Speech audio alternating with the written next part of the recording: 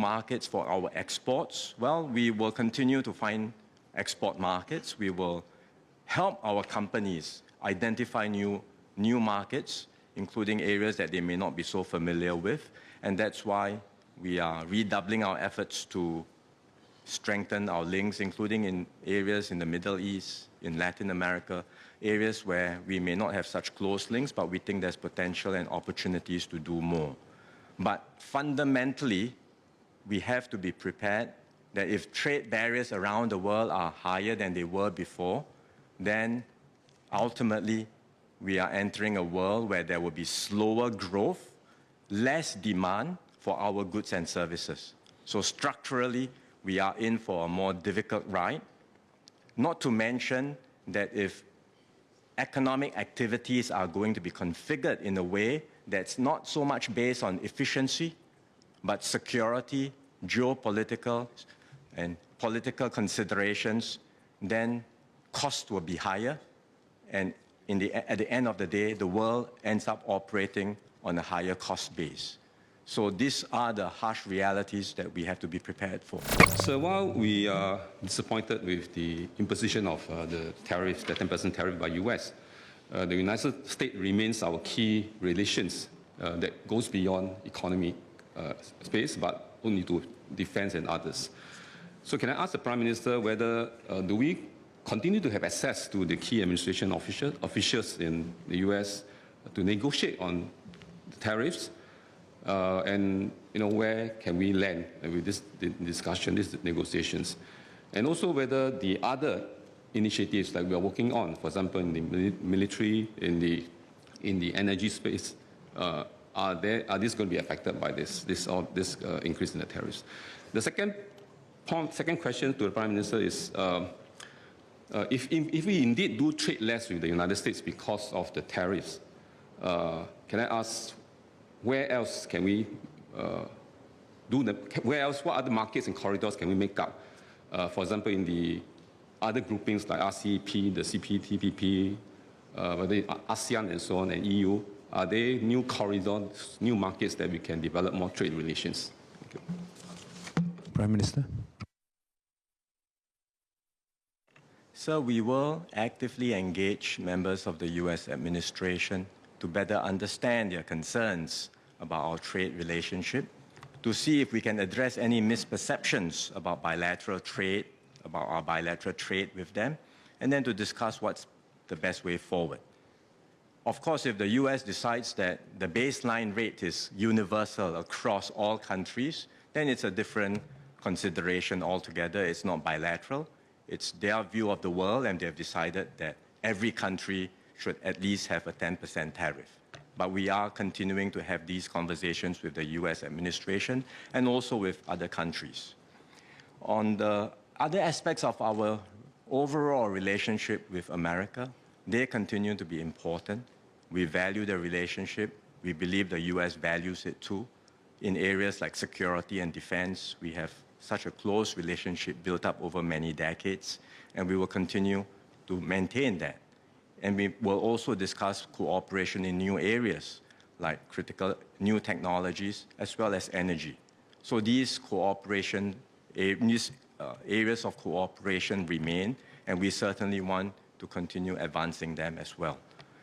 On where else will there be new markets for our exports? Well, we will continue to find export markets. We will help our companies identify new markets, including areas that they may not be so familiar with.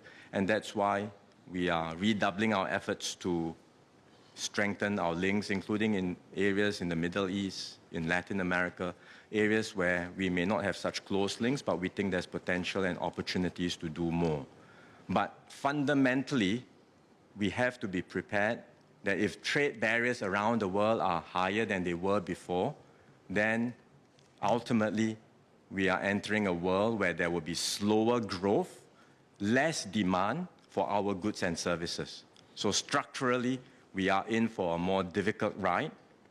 Not to mention that if economic activities are going to be configured in a way that's not so much based on efficiency, but security, geopolitical, and political considerations, then costs will be higher, and at the end of the day, the world ends up operating on a higher cost base. So these are the harsh realities that we have to be prepared for. Mr. Wong.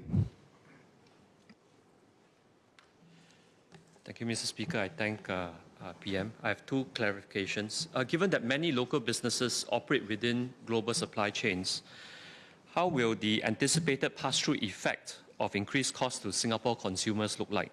And two, for SMEs that lack the skill to absorb the sudden cost increase, what tailored support is the ministry considering to ensure that it remain competitive and can continue to meet consumer demand without raising prices significantly? I assume this is something that DPM Gan's task force will look into. Thank you. Prime Minister. Sir, in the near term, if global demand slows down, it may actually mean less inflationary pressures because global demand is coming off. It's a reason why you see oil prices coming off in the near term.